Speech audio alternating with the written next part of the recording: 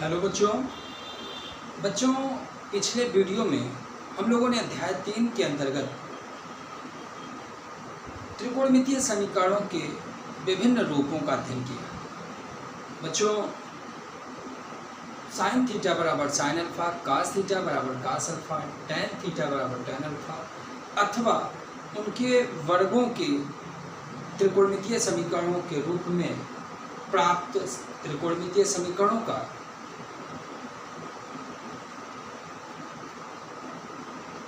हल करने के पश्चात थीटा का व्यापक मान ज्ञात करना सीखा। बच्चों,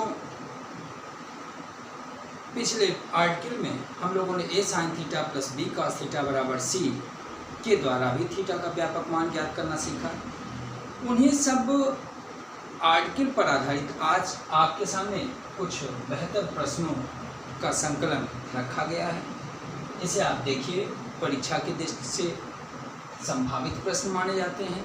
ऐसे प्रश्नों का अभ्यास करना होगा। तो इस क्रम में बच्चों आइए हम शुरू करें। पहला प्रश्न है 3 tan थीटा माइनस 15 अंश बराबर tan थीटा प्लस 15 अंश। तो इसे हल करना है, अर्थात थीटा का व्यापक मान करना है। बच्चों, tan theta minus 15 degree is equal to tan theta plus 15 degree में अगर ये 3 न होता तो हम इसे tan थीटा बराबर tan अल्फा के रूप में परिवर्तित करके बड़ी सरलता से थीटा को इकट्ठा कर लेते और थीटा का व्यापक मान निकल जाता, परंतु ऐसा नहीं। ऐसे में बच्चों अब हमें इस 3 को गायब करना है। tan 3 थीटा के रूप में भी ये नहीं है, तो आप देखो इसे सबसे पहले साइन कास में आप बदल। ये हो गया 3 sine theta minus 15 degree divided by cos theta minus 15 degree is equal to sine theta plus 15 degree divided by cos theta plus 15। ठीक है बच्चों, tan का सूत्र आप जानते हो, साइन अपॉन कास। पक्षांतर करते हैं। 3 sine theta minus 15 into cos theta plus 15 is equal to sine theta plus 15 into cos theta minus. बच्चों, ऐसे में अगर आप देख रहे हो ये और ये, तो इसमें जो यहाँ माइनस वाला है, यहाँ प्लस वाला है, यहाँ प्लस वाला है, यहाँ माइनस वाला, ऐसे में हम चाहें तो इसको इधर ले आए और योगांतर अनुपात। योगांतर अनुपात का नाम सुना होगा आपने, प्रयोग भी आपने पिछली कक्षा में किया था।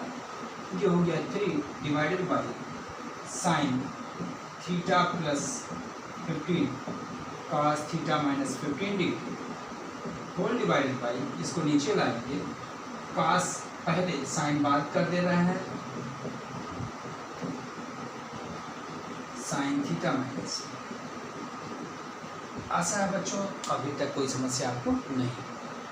वैसे तो हम चाहे 2 से ऊपर नीचे गुणा करके 2 sign A cos B 2 cos A sine B का सूत्र लगाकर भी सरल कर सकते हैं, परंतु अगर आप योगांतर अनुपात लगाएंगे तो प्रश्न आपको आसान है। बच्चों, योगांतर अनुपात क्या है? यदि ए और बी का अनुपात सी और डी के अनुपात के बराबर है तो योगांतर अनुपात कहता है कि ए प्लस बी और ए माइनस बी का जो अनुपात होगा सी प्लस जी और सी माइनस जी का भी वही अनुपात होगा। इसे कहते हैं क्या बच्चों?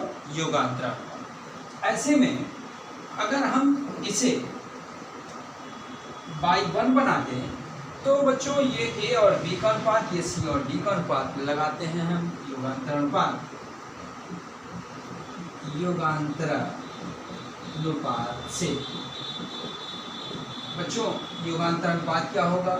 3 प्लस 1 डिवाइडेड बाई 3 माइनस 1 बराबर, इसमें इसको जोड़िए, sine theta plus 15 cos theta minus 15 plus ये आएगा आगे cos theta plus 15 into sine theta minus whole divided by युगांतर अनुपात में सी और डी जोड़े हैं तो नीचे सी और डी घटाएंगे, साइन थीटा प्लस 15 और cos theta minus 15 minus cos theta plus 15 और साइन थीटा माइनस 15। अगर बच्चों इसे ध्यान से देखें तो आपको एक सूत्र मिलेगा, इसे ए और इसे बी समझिए। साइन ए कास बी प्लस कास ए साइन बी सूत्र होता है क्या, किसका, साइन ए प्लस बी का, यानी साइन थीटा प्लस 15 और प्लस थीटा माइनस 15 जोड़ने पर चिन्ह नहीं बदलता, नीचे सूत्र होगा साइन ए माइनस बी का, घटाने पर चिन्ह बदल जाता है, किसका, जिसे घटाते हैं उसका। तो ए माइनस बी यानी ये से घटाएंगे तो ये माइनस थीटा प्लस 15 हो जाएगा और इधर 3 1 4 हो गया बच्चों, और ये 3 से 1 2 हो गया, ये 2 से 4 को काटे तो 2 बच गया। आप देखो यहाँ प्लस 15 माइनस 15 से कट गया, माइनस थीटा प्लस थीटा से कट गया, क्या बचा, थीटा और थीटा साइन 2 थीटा, ये बचा 2, ये हो गया sine 2 theta divided by sine 30 अंश। और बच्चों साइन 30 अंश का मान तो आपको याद ही होगा, 1/2 1/2 2 is equal to sine 2 theta divided by 1/2 1/2 जाएगा ऊपर, ऊपर से ये कट जाएगा, आ गया साइन 2 थीटा बराबर 1। बच्चों 1 को आप चाहो तो साइन π/2 भी लिख सकते हो। ऐसे में आप ध्यान दें, ये थीटा ये अल्फा, थीटा का व्यापक मान क्या होगा बच्चों, 2 theta equal n pi plus minus 1 का पावर n, अल्फा यानी π/2 का डिवाइड कर दीजिए, so theta equal n π/2 plus minus 1 का पावर n π/4। ये आ गया थीटा का व्यापक मान, जहाँ n क्या है बच्चों, पूर्णांक, ठीक है ना। इस प्रश्न के सलूशन को आपने समझ ही लिया, पॉज करके इसका बेहतर नोट्स बना लीजिएगा। यदि आपको कहीं कोई समझने में दिक्कत होती है तो आप सूचना दीजिए, व्हाट्सएप या फ़ोन के द्वारा आपका समाधान कर दिया जाएगा, ठीक बच्चों। इसी क्रम में हम बढ़ेंगे अगले प्रश्न। अगला प्रश्न भी बहुत ही संभावित प्रश्न माना जाता है और ये पिछले वीडियो में बताए गए आर्टिकल की तरह, जिस प्रकार पिछला video A sine theta plus B cos theta बराबर सी के रूप में बताया गया था, बिल्कुल उसी रूप में ये प्रश्न है। तो आप सबसे पहले दूसरे प्रश्न को देख लें। ये हो गया 4 cos theta plus 5 sine theta is equal to 5, समीकरण नंबर। यहाँ बच्चों ए का मान ये, बी का मान ये कहा गया था धनात्मक होना चाहिए, धनात्मक है। अब इन दोनों के वर्गों के योग के वर्गमूल से दोनों पक्षों में भाग दें। मतलब समीकरण 1 के दोनों पक्षों में अंडर ए स्क्वायर यानी कि 16, बी स्क्वायर यानी कि 25, कितना हो गया, अंडर रूट 41, 25 और 16 41 से भाग देंगे। अब आप भाग देकर देख लीजिए क्या आता है बच्चों। इसको हम आगे लिख देते हैं, cos थीटा 4/√41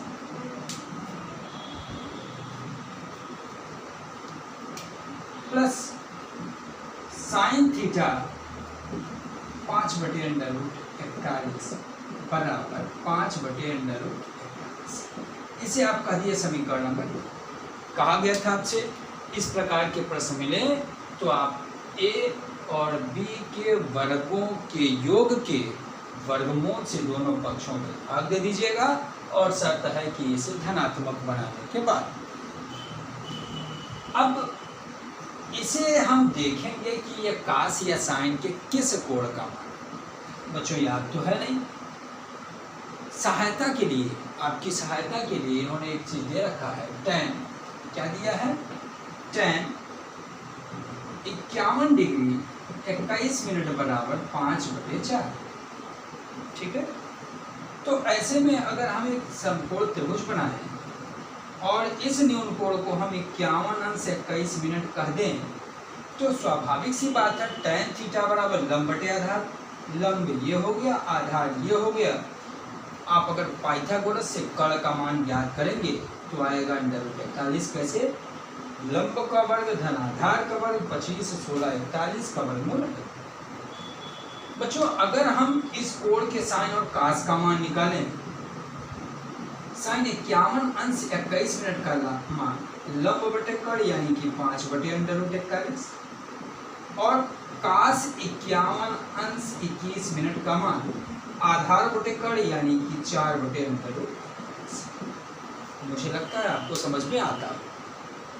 अब आप अगर समीकरण 2 को देखें तो आपको मिलता है 4 बटे √41 और 5 बटे √41 तथा 5 बटे √41। ये साइन का है तो आपको प्रयास करना था कि ये sin a + b का सूत्र बने, परंतु कोई चिंता का विषय नहीं है क्योंकि बड़ी सरलता से हम साइन को कास में बनाना चाहते हैं। ठीक है, आइए देखा जाए समीकरण 2 से। बच्चों ये हो गया कास थीटा और 4π√41 ये है कास 51°21' प्लस साइन थीटा और ये कितने का मान है? साइन 51°21' साइन 51°21' बराबर इधर क्या है? साइन 51°21' क्योंकि इधर भी बच्चों π/√41 है ना। अब आप अगर ये सूत्र देखें तो ये बन रहा है cos a cos b plus sine b cos a minus b का सूत्र। किसका? कास a माइनस b का सूत्र। और ये बच्चों इसे चाहे कास बनाना तो बड़ी सरलता से हम कास 90° माइनस थीटा करके भी बड़ी सरलता से इसको कास बना सकते। आप चाहें तो इसमें से इसको घटाना आप जानते ही हैं। 90° से बच्चों 51°21' घटाना है। यहाँ से एक उधार दीजिए, ये हो गया 89°, ये हो गया 60 मिनट। इससे ये घटाए 10 से 1 गया 9, 5 से 2 गया 3 39 मिनट, 9 से 1 गया 8, 8 से 5 गया 3 यानी 38°39' कास 38°39' देख लीजिएगा जोड़ घटाकर। और ये हो गया बच्चों कास थीटा माइनस 51°21'। ये कास थीटा हो गया और ये कास अल्फा हो गया। थीटा का व्यापक मान आपको याद होगा कितना? 2n π प्लस माइनस अल्फा, यानी थीटा की जगह ये थीटा माइनस 51°21' बराबर 2n π प्लस माइनस 38°39'। बड़ी सरलता से बच्चों हम इसको इधर ले आएंगे। ये हो गया थीटा बराबर 2n π, पाई रेडियन है, ये पाई रेडियन मीन्स 180 अंश प्लस माइनस 38°39' और प्लस 51°21'। बड़ी सरलता से एक बार हम धन चिन्ह लेकर इन दोनों को जोड़ देंगे, एक बार ऋण चिन्ह लेकर इसमें से इसको घटाएंगे और इस प्रकार प्राप्त मान ही इस त्रिकोणमितीय समीकरण से थीटा का व्यापक मान का। ठीक है बच्चों, तो आपने ये दो बेहतर प्रश्न देखा। अब बारी आती है इस तीसरे प्रश्न की। तीसरा प्रश्न भी हम देखेंगे। तीसरा प्रश्न क्या है बच्चों? तीसरे प्रश्न को आपने थोड़ा सा अलग टाइप का क्वेश्चन मिल गया। इस टाइप का प्रश्न आपने देखा नहीं था, कोई आर्टिकल भी आपको नहीं बताई गई, लेकिन अगर आप ध्यान दें तो ये 7 और 1 8, 5 3 8। अगर हम इन दोनों में कास सी प्लस कास डी और इन दोनों में भी कास सी प्लस कास डी लगा दें तो कुछ पद उभयनिष्ठ आएंगे, उनको काट कर फैक्टर किया जा सकता है ना। देखें जैसे बच्चों इसमें मैंने बड़े कोण को पहले लिखा, आपको बताया गया है बड़ा कोण पहले लिखते हैं तो एक लाइन बच जाता है। ये हो गया cos 5 theta plus cos 3 theta is equal to 0। Cos c plus cos d लगाएंगे इसमें और इसमें भी। ये हो गया 2 cos c plus d by 2 into cos c minus d by 2। Plus इसी प्रकार यहाँ भी 2 cos c plus d by two और cos c minus d by two is equal to 0। इसी क्रम में बच्चों आप देखें 7 1 8 2 से कटेगा तो क्या हो जाएगा 4, यानी 2 cos 4 थीटा इंटू 7 से या 6 6 का आधा 3 यानी cos 3 थीटा प्लस 2 ये 5 3 8 का आधा 4 2 cos 4 थीटा इंटू 5 से 3 गया 2 2 से कटा तो cos theta is equal to 0। आप चाहें तो 2 cos 4 थीटा कॉमन ले लें, क्या मिलेगा cos 3 theta plus cos theta is equal to 0। 2 के गुणनफल 0, या तो ये 0 या तो जब बच्चों हम इसे 0 करेंगे तो ये 0 तो हो नहीं सकता। क्या होगा, यदि 2 cos 4 theta is equal to 0 तो cos 4 थीटा इक्वल 0 बाई 2 यानी कि 0 0 हो गया cos पाई बाई 2 ये थीटा ये अल्फा, सो थीटा का व्यापक मान 2n pi plus minus pi by 2। इस 4 का पक्षांतर करोगे यानी भाग हो जाएगा, कैसे डिवाइडेड बाई 4 और यहाँ 4 2 जब 8 हो गया बच्चों। ये 2 से 2 काट दिया आपने, क्या मिला थीटा बराबर n pi by 2 plus minus pi by 8, जहाँ n क्या है बच्चों पूरा for every n belong to i। इसी प्रकार इन दोनों को लेकर चलेंगे तो cos c plus cos d एक बार लगा दें, अथवा cos थीटा बराबर इसको इधर पक्षांतर करके cos 3 थीटा का सूत्र लगा लें, पक्षांतर करके गुणनखंड कर लें, है ना। अथवा इसे इधर ले आए और माइनस cos थीटा को cos पाई माइनस थीटा लिखकर उसे थीटा इसे अल्फा मानकर भी लगा दें। तो इस प्रकार बच्चों आपने देखा पिछली सभी आर्टिकल से रिलेटेड हमने कुछ महत्वपूर्ण प्रश्नों को आपके सामने प्रस्तुत किया। और भी अच्छे प्रश्न अगले वीडियो में रखे जाएंगे।